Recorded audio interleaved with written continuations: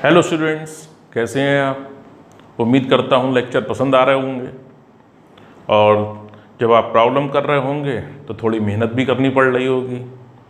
भाई मेहनत करेंगे तो फल भी मीठा मिलेगा। तो यहाँ पर हम लोग एरर्स की प्रॉब्लम की डिस्कशन कर रहे थे। अब थर्ड लेक्चर में भी कुछ और प्रॉब्लम को डिस्कस करेंगे यहाँ पर। तो प्रॉब्लम आपके सामने है और वो प्रॉब्लम आप पहले समझिए, फिर क्या कर सकते हैं उसके बारे में बताएंगे हम।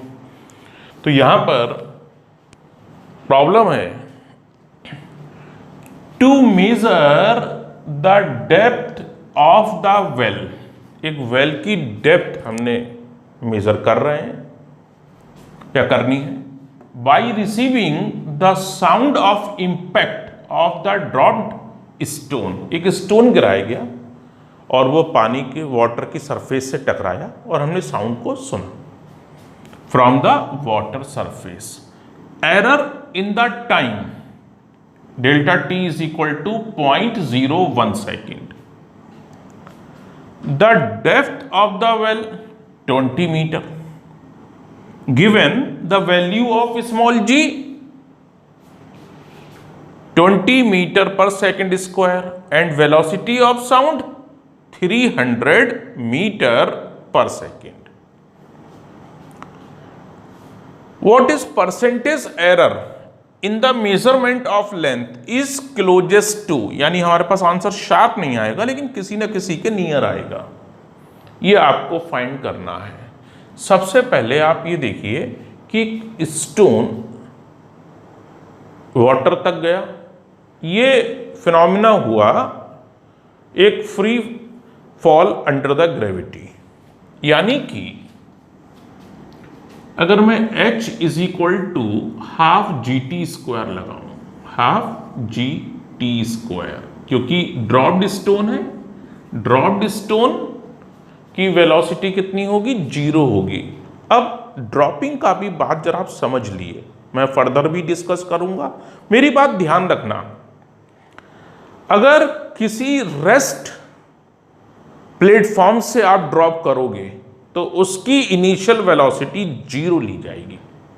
लेकिन अगर आप किसी moving platform dropped from aeroplane तो उसकी इनिशियल वेलोसिटी वही कंसीडर की जाएगी जो उस मूविंग प्लेटफॉर्म की होगी, जैसे कि उस एरोप्लेन की जो भी वेलोसिटी है। After that you can use the formulae of straight line motion during falling under the gravity. अब यहां पर h का मतलब वे सीधा है, l है, 1/2 g, इसे t1 ले लेते हैं क्योंकि स्टोन गिरा है, पूरा टाइम नहीं निकला है, फार्मूला ये लगाया है हमने। तो t1 इज इक्वल टू आएगा 2l अपॉन g का रूट। कितना आएगा, √2।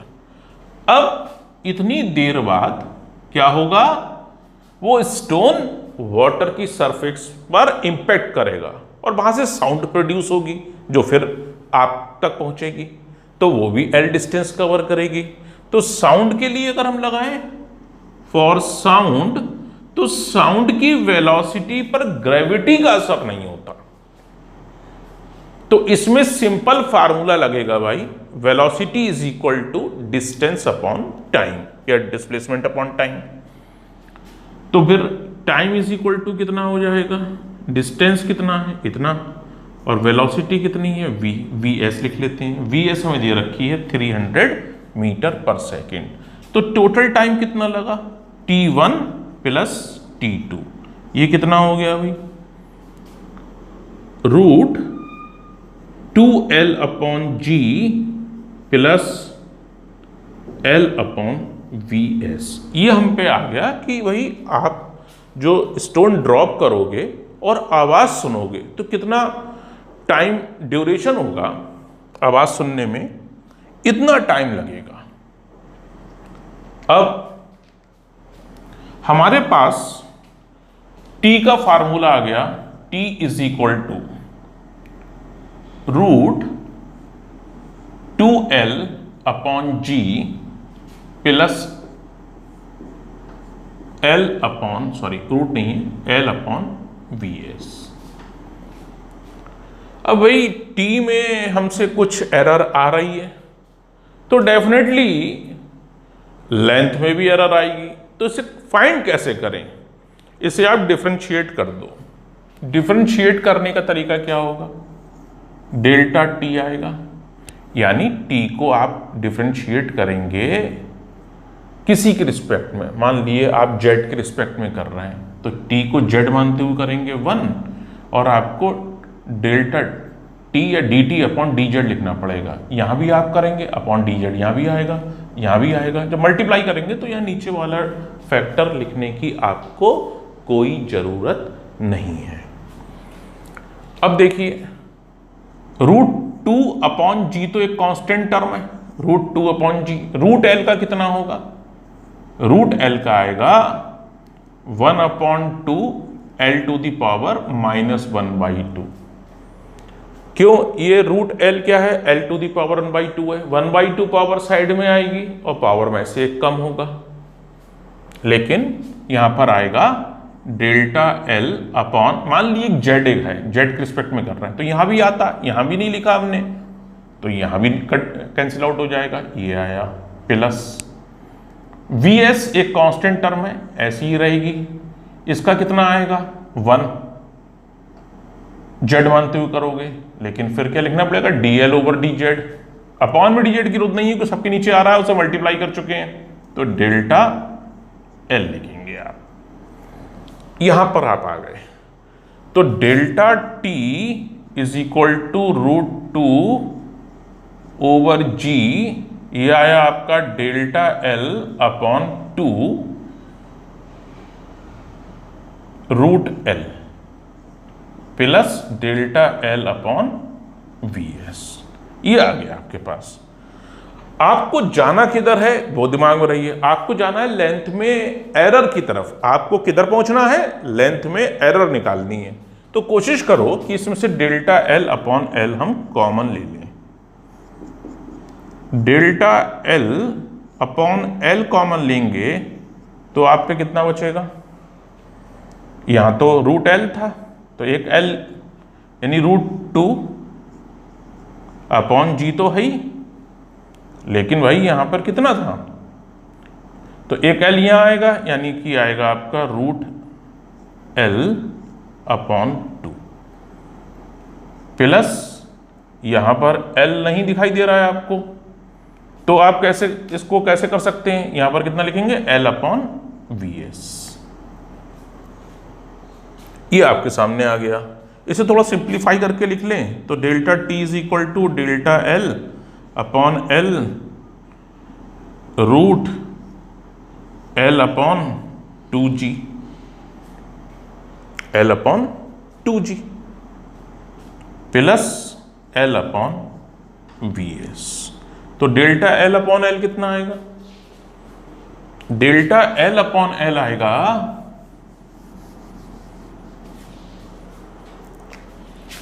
Delta L upon L, this is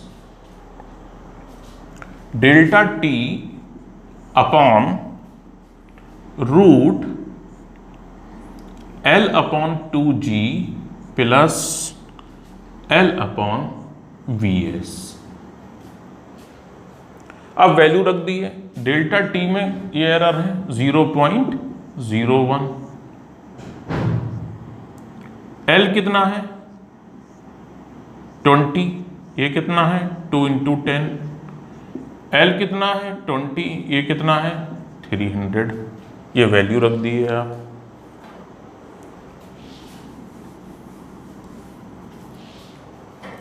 अब डेल्टा L अपॉन L 0.01, ये आया आपका 1, और ये कितना आया? 1 अपॉन 15। अब आप देखिए 1 अपॉन 15 को अगर हम 1 अप्रॉक्स क्लोजेस्ट टू, तो फिर कैलकुलेशन रफली कर दीजिए। डेल्टा L अपॉन L कितना आया? 0.01, लेकिन अप्रॉक्स चाहिए क्या था आपको? Percentage error. Delta L upon L into 100, this is point, direct लिख देता हूं, दिस इज 1%। यानी ऑप्शन ए इज करेक्ट। तो ये सवाल इस तरीके से होगा। अगर आप इन सवालों को पेशेंसली करेंगे और प्रैक्टिस करेंगे तो डेफिनेटली आपकी स्पीड इन क्वेश्चनों को सॉल्व करने की बढ़ जाएगी। और बढ़ती कैसे है, आप रिवीजन करिए, जितनी बार आप रिवाइज करेंगे तो आपकी स्पीड इंक्रीज होगी। तो हम अब नेक्स्ट क्वेश्चन की तरफ बढ़ेंगे। ये आपका रहा क्वेश्चन फर्स्ट। ये आपके पास क्वेश्चन है, resistance R1 is given 100 ohm plus minus 3 ओम, यानी रेजिस्टेंस R1 की वैल्यू आपको विद एरर दी हुई है। R2 है 200 प्लस माइनस 4 ओम। डिमांड क्या है, find the equivalent resistance in series combination, और सेकंड दूसरा पार्ट है पैरेलल कॉम्बिनेशन। ये आपको सॉल्व करना है। बहुत अच्छा सवाल है, आप देखिएगा।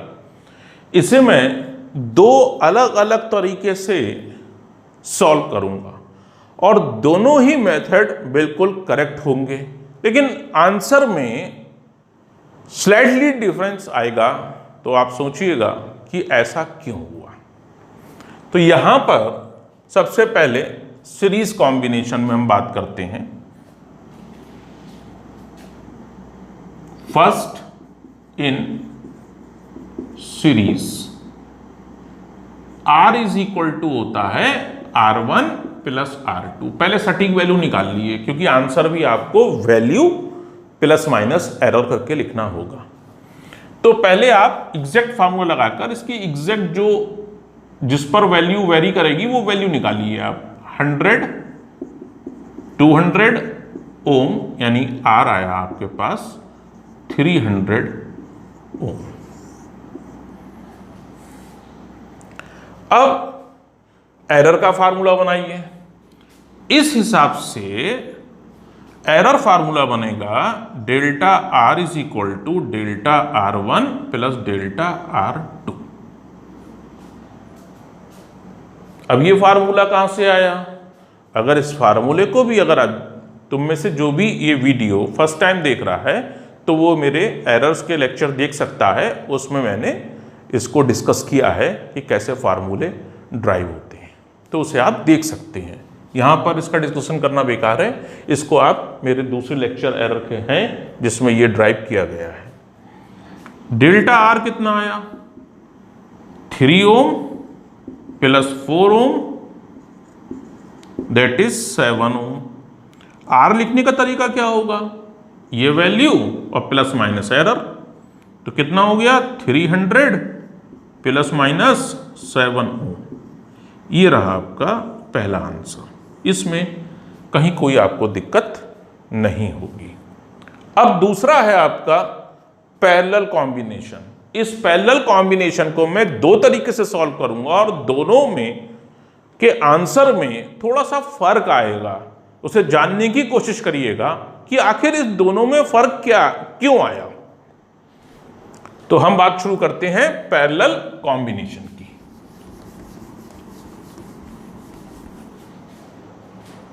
Second part in parallel combination. पहले आप बिल्कुल सटीक फार्मूला लगा दिए, R is equal to R1 R2 upon R1 plus R2। Direct लिख दिया मैंने। दो रेजिस्टेंस पैरेलल में हो तो मल्टीप्लाई अपॉन एडिशन से आप फाइंड कर सकते हो। तो ये आएगा आपका 100 इंटू 200 अपॉन 100 प्लस 200। ये आपका आ जाएगा 200/3 ओम, या 66.7। ये तो वैल्यू आई। अब एरर की बात आएगी। अब अलग से देखिए, इस ऐसे सवाल को दो बार करते हैं। एक बार एग्जैक्ट वैल्यू निकालते हैं, फिर एक एरर के लिए सॉल्व करते हैं। तो एरर के लिए सॉल्व कैसे होगा? देखिए 1/r इज इक्वल टू होता है 1/r1 प्लस 1/r2। इससे हम लिख सकते हैं r की power -1 is equal to r1 to the power -1 plus r2 power -1। अब इसे आप डिफरेंशिएट कर दिए। अब डिफरेंशिएट करने के लिए आप देखिए -1 तो साइड में आएगा, r में से आप एक पावर और कम करेंगे तो -2 हो जाएगी, इनटू डी आर आपको लिखना पड़ेगा, या डेल्टा आर लिखिए या डी आर, वो एक ही चीज़ है। कई बार हम लोग डेल्टा आर लिख लेते हैं, डी आर लिख दिया, या आप चाहें तो डेल्टा आर। अपॉन में क्यों नहीं लिखा, वो तीनों में कहानी एक सी आएगी तो कोई दिक्कत नहीं होगी। ये डी आर, अगर डी आर पसंद नहीं आ रहा होगा आपको तो डेल्टा आर लिख सकते हैं यहाँ पर इस तरीके से, डेल्टा आर।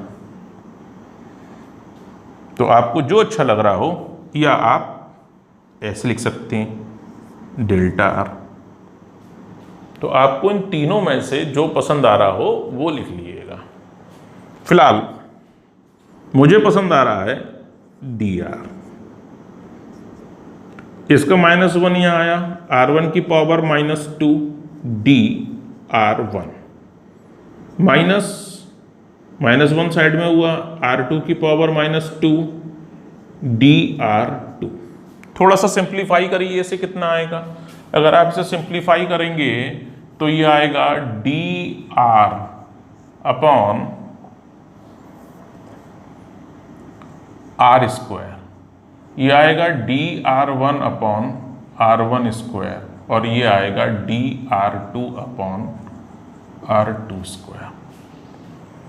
अब वैल्यू रख दी आप, डी आर निकालना है हमें, तो आप देखिए d R upon R square, या आप इसे मल्टीप्लाई कर दिए, उधर को डी आर निकालना है तो आप ऐसा कर दिए R square d r1 upon r1 square plus d r2 upon r2 square. D R मतलब डी r1 मतलब r1 में चेंज। अब यहां पर वैल्यू रख दिए, सारी वैल्यू पता है। r आपके पास है कितना है 200 अपॉन 3 का स्क्वायर, डी r1 3 है, r1 का स्क्वायर यानी 100 का स्क्वायर, 100 का स्क्वायर कर दिया, प्लस r2 कितना है, डी r2 कितना है 4 है, अपॉन 200 का स्क्वायर कर दिया। थोड़ा सिंप्लीफाई कर लिए इसे, कितना होगा ये 200 का square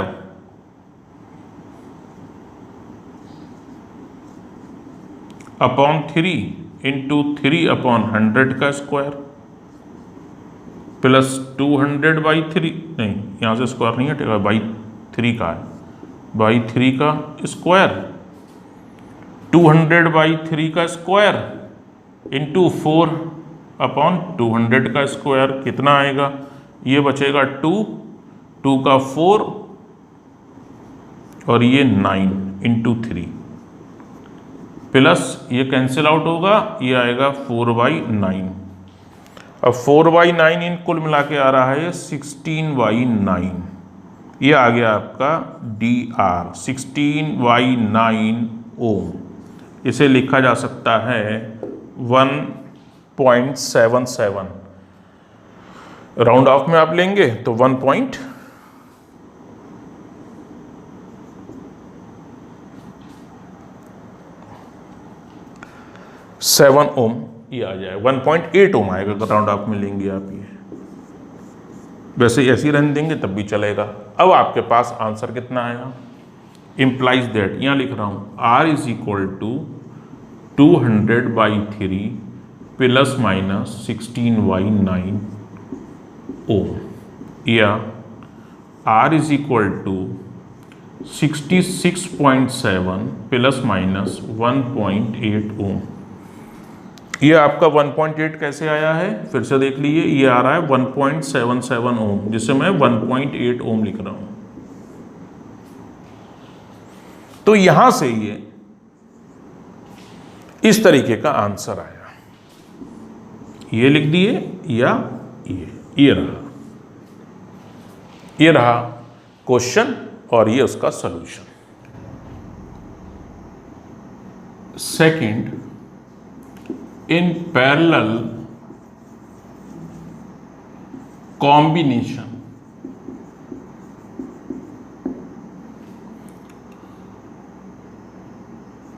R is equal to R1 R2 upon R1 plus R2। ये पैरेलल कॉम्बिनेशन में फार्मूला होता है। Let Z1 is equal to R1 R2 and Z2 is equal to R1 plus R2, then R becomes Z1 upon Z2। तो हम Z1 लिख लें with error, Z2 लिख लें और फिर इस फार्मूले से हम सॉल्व करें। तो Z1 आपके पास है R1 R2, तो Z1 की सटीक वैल्यू क्या आएगी? R1 कितना है आप पे 100 ओम और ये है 200। Z1 आएगा आपके पास 20,000। अगर आप प्रॉपर यूनिट में लिख रहे हैं तो ओम स्क्वायर आएगा इसका। अब रह गई बात एरर की। एरर, अब एरर के लिए सॉल्व करें तो Z1 इज इक्वल टू है R1 R2। एरर फार्मूला क्या बनेगा इससे?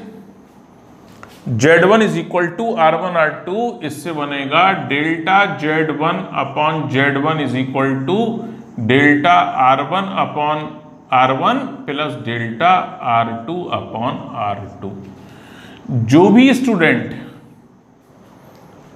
इस एरर फार्मूले को नहीं समझ पा रहे हैं कि यहां से यहां कैसे आए, तो मेरी रिक्वेस्ट है, मैंने थ्योरी पर भी इसके लेक्चर अपलोड किए हैं, उसे आप देखेंगे तो यहां से ये स्टेप रिलेटिव एरर में कैसे लिखा है। This is relative error in Z1, लेकिन हमें क्या निकालना है? Error in Z1।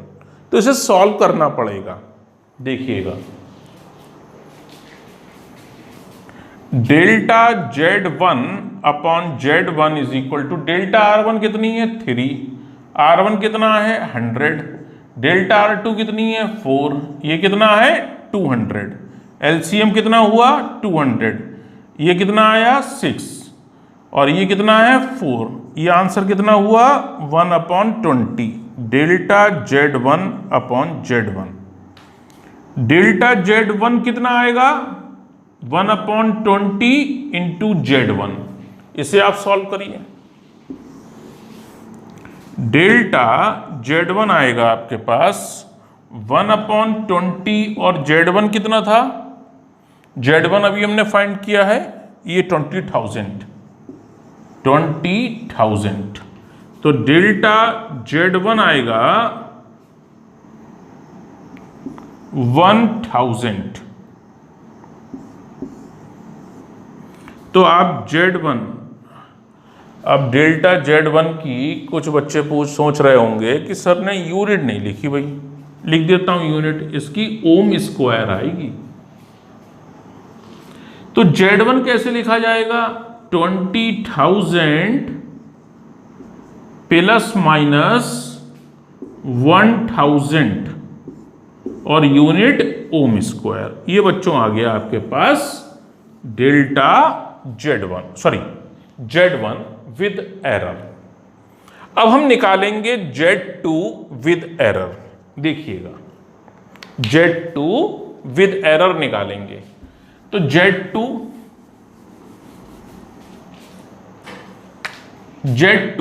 किसके बराबर था? R1 प्लस R2 के। तो Z2 की सटीक वैल्यू क्या आएगी? 100 ओम प्लस 200 ओम, Z2 आएगा आपके पास 300 ओम। डेल्टा Z2 कैसे निकालेंगे आप? Delta R1 plus delta R2। इस फार्मूले से ये एरर का लिखा गया है। अगर ये बात समझ में नहीं आ रही है तो माय डियर स्टूडेंट्स, मेरी रिक्वेस्ट है कि आप अगर मेरा लेक्चर थ्योरी भी पूरी समझाई है मैंने, उसे आप देखेंगे तो आपको आसानी से समझ में आ जाएगा कि ये कहाँ से आया। Z2 delta R1, this is 3 ohm, this is 4 ohm, answer is delta Z2। भाई डेल्टा नहीं लगाया है, डेल्टा लगा देता हूं, दिस इज 7 ओम। तो Z2 कैसे लिखोगे? 300 प्लस माइनस 7 ओम। अब फिर आपके दिमाग में एक बात आ रही होगी कि यार Z1 की यूनिट सर ने ओम स्क्वायर लिखी और Z2 की यूनिट ओम लिखी। भाई Z जो क्वांटिटी आपने Z1 एज्यूम की थी वो थी R1 इंटू R2। अब Z1 की यूनिट आप निकालना चाहोगे तो R1 की यूनिट ओम और R2 की यूनिट ओम, तो फाइनल यूनिट क्या आएगी? ओम स्क्वायर। लेकिन Z2 बराबर क्या था? R1 प्लस R2, तो इसकी यूनिट क्या आएगी? ओम। अब ये आपके पास आ गया, Z1 भी आ गया और Z2 भी आ गया। अब आपको finally R is equal to Z1 upon Z2 से आगे बढ़ना है।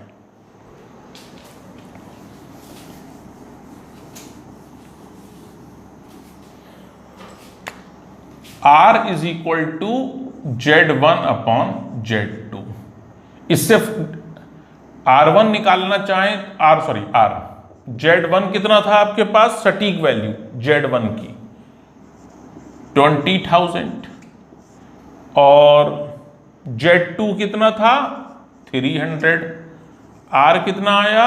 200/3 ओम। ये R की सटीक वैल्यू आ गई।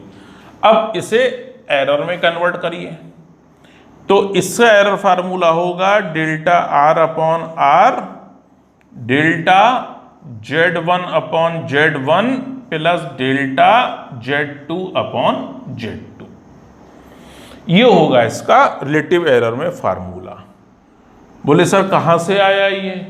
अगर आप एरर इन डिवीजन देखोगे तो मैंने ड्राइव किया है फार्मूला अपने थ्योरेटिकल लेक्चर में, उसमें आराम से देख सकते हो कि अगर कोई क्वांटिटी दो क्वांटिटी पर डिपेंड करती हो तो उसका एरर फार्मूला आप कैसे निकालते हैं, उसको एक एक चीज को समझाया है। आप चाहें तो उसे आप देख सकते हैं, तो आपको यहां से ये स्टेप भी समझ में आ जाएगा कि सर ने इसको कैसे लिख दिया। अब आप देखिए delta R upon R, delta Z1 कितनी है भाई? 1000 और Z1 कितना है? 20,000 प्लस डेल्टा Z2 कितना है? कहां गया भाई डेल्टा Z2? ये रहा 7 और Z2 कितना है? ये रहा 300। इसको सॉल्व करिए।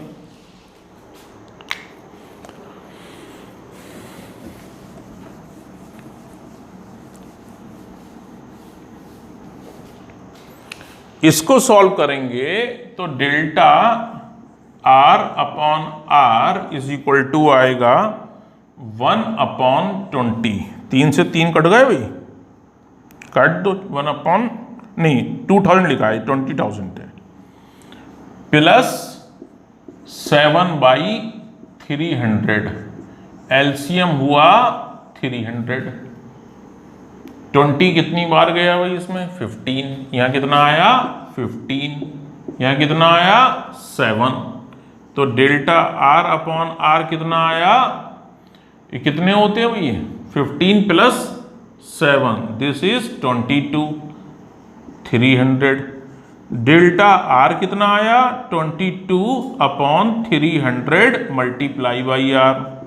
22 upon 300 multiply by R। R कितना है? 200/3। ये यहां से यहां कैंसिल होगा, ये आया 44/9 डेल्टा R ओम। डेल्टा R की यूनिट कितनी आई? ओम। अब आपके पास आंसर कितना आ गया?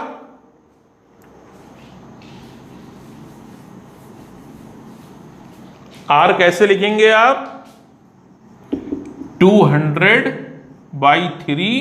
प्लस माइनस कहाँ गया 44/9 ओम।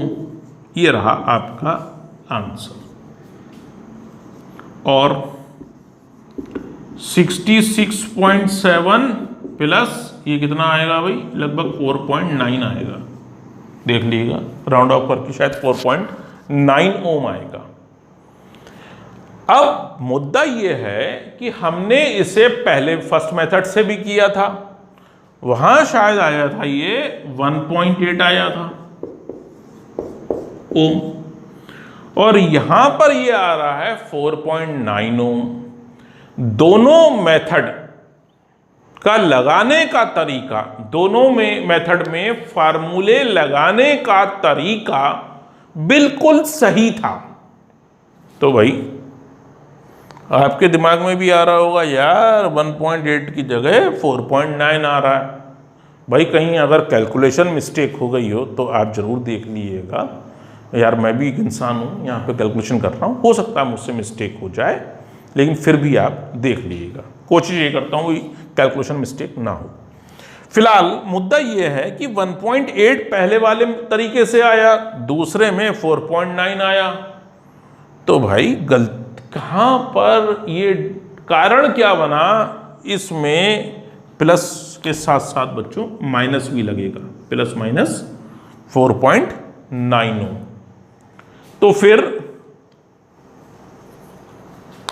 इस आंसर का जो डिफरेंस आ रहा है, यानी वैल्यू अलग अलग आ रही है, उसका कारण क्या बन रहा है? ये आपको कोई किताब नहीं बताएगी, ना ही आप इसका आसानी से कारण ढूंढ पाओगे। और मैं इसको एक लाइन में बता दूंगा कि, और आप भी समझ जाओगे कि इसका कारण क्या बना। देखिए, एक तरीका लगाया आपने डिफरेंशिएट करके, पहला वाला मेथड, उसमें कहीं भी अप्रॉक्सीमेशन का यूज नहीं किया गया था। चलिए, दूसरे तरीके में आपने R is equal to R1 R2 upon R1 plus R2 को, R1 R2 को तो माना Z1 और R1 प्लस R2 को माना Z2, और फिर तीसरी बार में R is equal to Z1 upon Z2 के लिए एरर फार्मूला लगाया। तो आप देखिए, आपने सेकंड मेथड में एरर फार्मूले 3 तरीके के लगाए। पहली बार एरर इन समेशन, दूसरी बार एरर इन प्रोडक्ट, और तीसरी बार एरर इन डिवीजन। 3 बार आपने ये लगाए। अब अगर आपका थ्योरेटिकल मेथड बिल्कुल स्ट्रांग है, तो अगर डेरिवेशन आपने किया था, तो आप याद करिए कि जब एरर इन प्रोडक्ट को फाइंड किया गया था फार्मूला, तो हमने एक बार अप्रॉक्सीमेशन का यूज किया था। याद आ गया? दूसरी बार जब हमने एरर इन डिवीजन का फार्मूला, एरर फार्मूला ड्राइव किया, तो उसमें 2 बार अप्रॉक्सीमेशन का यूज किया गया। यानी सेकंड टाइप के मेथड में आंसर निकालने में आपने कुल 3 बार अप्रॉक्सीमेशन का यूज किया। और मैं आपको ये बता चुका हूं कि अप्रॉक्सीमेशन का जब जब आप यूज करेंगे, उस रिजल्ट की एरर बढ़ती चली जाएगी। 3 बार अप्रॉक्सीमेशन इस्तेमाल करने का नतीजा ये आया कि जो एरर पहले मेथड में आप निकाल रहे थे, वो थी 1.8 प्लस माइनस 1.8 ओम, और दूसरे मेथड में आ रही है 4.9 ओम। देख लेना भाई, ये 5 बनता है 45/9, 4.9 लिख दिया ओम। इसका कारण 3 बार अप्रॉक्सीमेशन यूज करने का है। तो ये रहा। अब बात रही कौन से सॉल्यूशन आपके लिए कभी भी वैसे जब आप इस मेथड से करेंगे, ये एनसीईआरटी का सवाल है, इस मेथड से करेंगे आपका ये आंसर आएगा, लेकिन गलती आपको समझ में नहीं आएगी। भाई दो रास्ते थे सॉल्व करने के, एक में एक बार भी अप्रॉक्सीमेशन का यूज नहीं किया गया और दूसरे सॉल्यूशन में 3 बार किया गया, तो डेफिनेटली आपको कायदे में फर्स्ट मेथड से करना चाहिए। तो क्वेश्चन ये उठता है कि बच्चों जब फर्स्ट मेथड ही ठीक था तो सर ने दूसरे मेथड से, और वो भी गलत आंसर निकालने के लिए, आपके 15 मिनट क्यों वेस्ट किए? बच्चों मुझे बहुत साल हो गए पढ़ाते हुए, ये भी मैंने आंसर चेक किया, लेकिन मेरी आदत थी इस आंसर को काट दिया। अब मेरे पास वो स्टूडेंट आया कि सर इसमें गलती बता दो, तो उस गलती बताने के लिए मुझे कितना टाइम लगा, ये गलती में 1 मिनट में अगर कह दूं कि जो आपने तरीका इस्तेमाल किया है 3 बार अप्रॉक्सीमेशन का इस्तेमाल कर दिया, तो आंसर ये आएगा ही नहीं, ये आएगा जो आप निकाल रहे हो, जो कि गलत है, तो शायद आप सेटिस्फाई नहीं होंगे। लेकिन अगर उस गलती को बताने के लिए मैं 15 मिनट लगाऊं, तो आपको समझ में आ जाएगा कि यार सर सही कह रहे थे, पहला मेथड से जो आंसर निकला वो करेक्ट था, और जो हमने दूसरा तरीका इस्तेमाल किया वो आंसर गलत था। तो कुल मिलाकर इसका जो कंक्लूज़न है वो यही है। उम्मीद करता हूँ कि मेरा लेक्चर आपको अच्छा लगा होगा, और अगर आपने सब्सक्राइब नहीं किया है ये चैनल तो ज़रूर सब्सक्राइब करें। कुछ और प्रॉब्लम, एक और मैं लेक्चर बनाऊंगा एरर पे और ख़त्म कर दूंगा। अगर मुझे लगता है कि एक और आपको लेक्चर की ज़रूरत पड़ेगी, आपको आज नहीं रिवीजन में भी इसकी ज़रूरत पड़ेगी, किसी भी क्वांटिटी के मेज़रमेंट का में एरर निकालने के लिए किसी भी यूनिट के क्वेश्चन में ये ऐड किया जा सकता है, तो आप इसे एज आ मैथमेटिकल टूल ही समझें कि हम कोई और चैप्टर में भी किसी में वेरिएशन एरर या रिलेटिव एरर या परसेंटेज एरर निकाल सकते हैं। तो आज के लिए इतना ही, फिर मिलते हैं नेक्स्ट लेक्चर में। Thanks for watching, good bye.